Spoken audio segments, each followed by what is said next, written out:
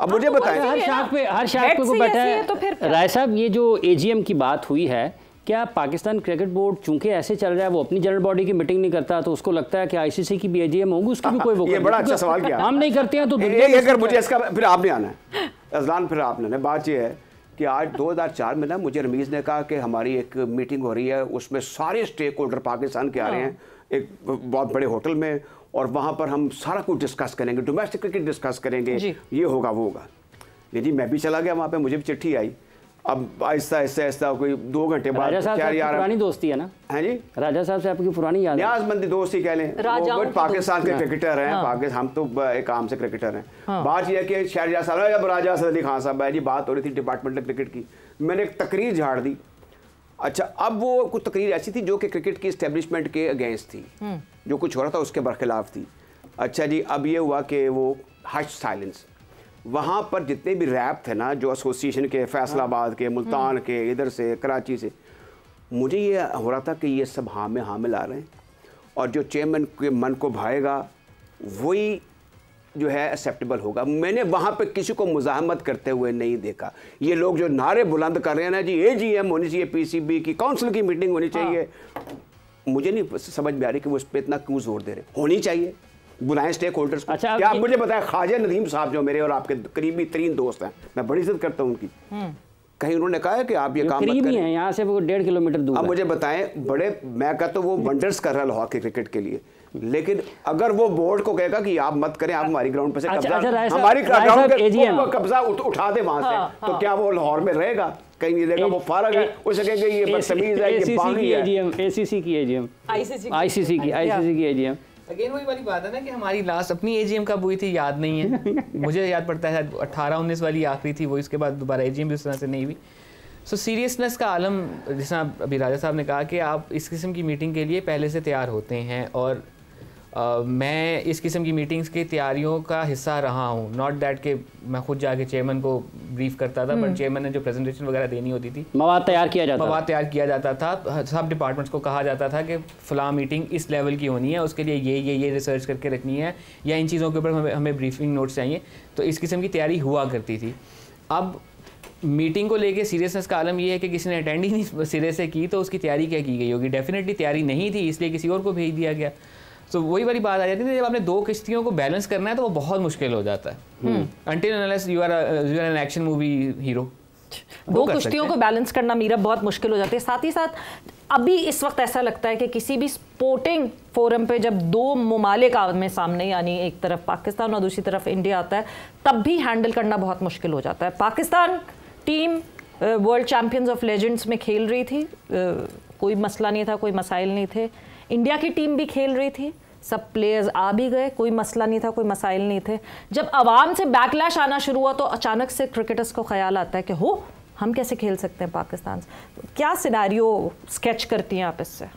देखें, अवाम का प्रेशर नहीं, actually it's the government pressure, और वही अवाम को भड़काते हैं और वही कोई ऐसा मोटो निकाल देते हैं जिसके बाद ये पर्सपेक्टिव बन जाता है कि पाकिस्तान के साथ नहीं खेलना। नहीं, बट टीम तो गई ना, इंडिया की टीम गई, इंडिया के प्लेयर्स गए, बिल्कुल आंखों पे पट्टी बांध के तो उनको लेकर नहीं गए, स्केड्यूल आपको पहले से मिल जाता है, बिल्कुल ऐसे ही है। लेकिन I would say they play very well, उनकी वजह से उनके मुल्क की पहचान बनती है, but unfortunately they are just puppets in front of the government and in front of the board. Is in fact board भी वही रोल प्ले करता है, जो मोदी साहब ने कहना है वो उन्होंने करना है, जबकि वो इतना अच्छा खेलते हैं और वो इतने टैलेंटेड हैं कि उनको इज्जत देनी चाहिए, उनसे पूछना चाहिए कि आप क्या चाहते हैं, बट उनकी गवर्नमेंट बहुत ज़्यादा स्ट्रॉन्ग है। अभी राजा साहब एग्जीबिशन मैच था ना Meera, this had nothing to do with BCCI, this was an exhibition match world champions of legends का। अभी वो मैच मिस हो गया तो इट मींस कि एशिया कप में भी यही होना है।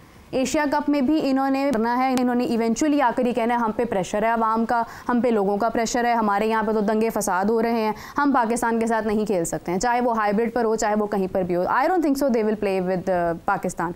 और अभी राजा साहब ये कह रहे थे ना कि मैं शायद नहीं कह सकता मोहसिन नकवी साहब को कि वो रिज़ाइन दे, तो मेरे ख्याल से मुखलिसी ये होती है कि आप मशवरा ठीक दें।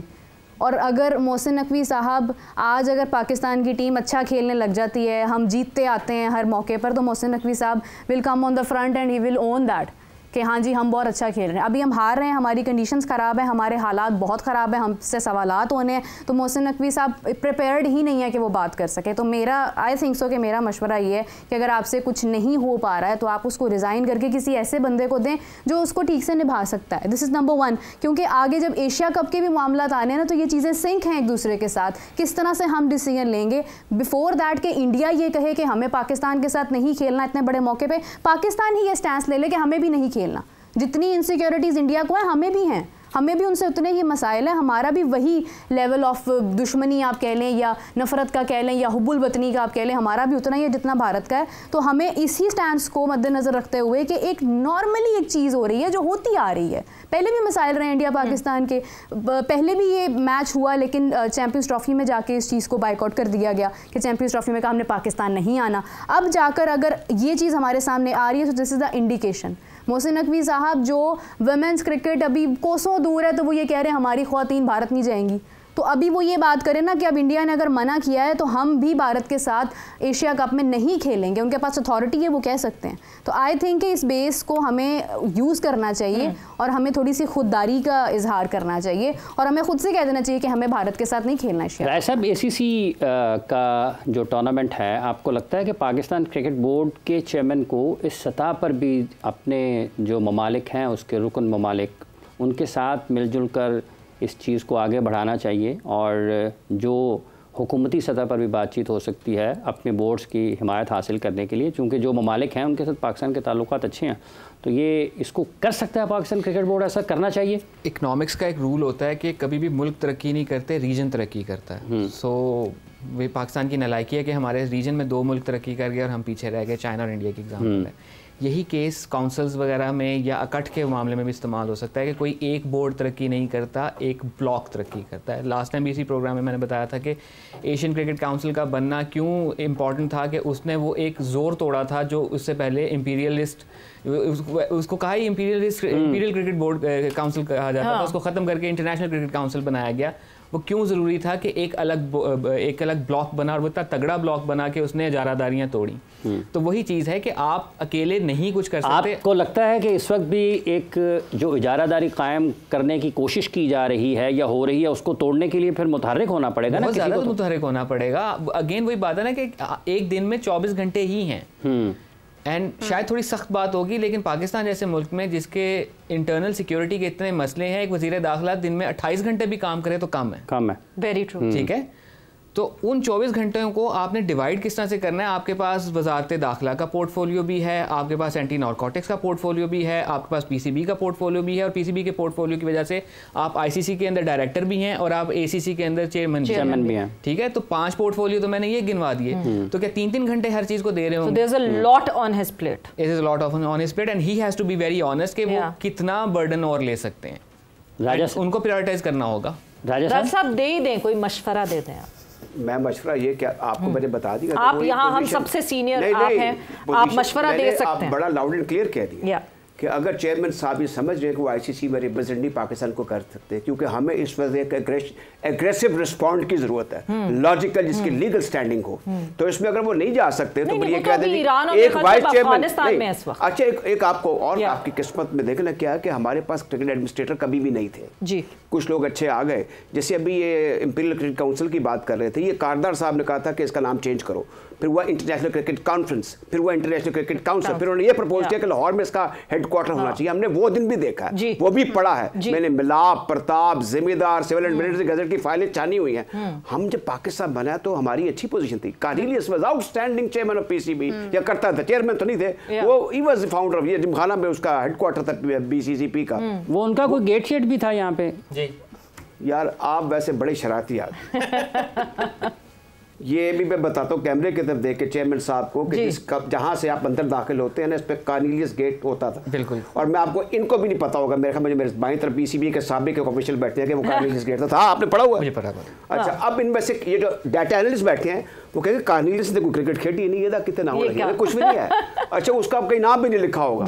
एक और भी चीज काम शुरू हुआ कि अब जाली रोशनी के मीनार खड़े हो गए हैं, पीछे कुछ भी नहीं थी। भैया हाफिज साहब को अल्लाह सेहत और जिंदगी दे, ये कुछ पुरानी कभी बातें कर लेते हैं। कहने का मतलब मकसद ये है कि हर चीज रवायत की पाबंद होती है। जो ट्रेडिशन है क्रिकेट की उसको आपको आगे लेकर चलना पड़ता है। आपकी जो पोजीशन ऑनरस है एज ए चेयरमैन पीसीबी, उसमें आपको अपनी पावर्स को एक्सरसाइज करना है। नजर इनक्लोजर भी खत्म कर दिया, आपके लिए एक और इजलाह है। बात और कराची में सुना, कराची स्टेडियम में वहां पे कर दिया। यहाँ पे नजर साहब का ताल्लुक ही कोई नहीं था। सारी क्रिकेट यहाँ पे वो क्या है जहाँ पे वो रहा करते थे बाजार मुंशी लद्दा, और वहां से पैदल कज़ाफ़ी स्टेडियम आया करते। पावर्स को स्प्रेड करना पड़ेगा या डिसेंट्रलाइज करने की कोशिश जरूर की जा रही है मगर हो नहीं रहा है।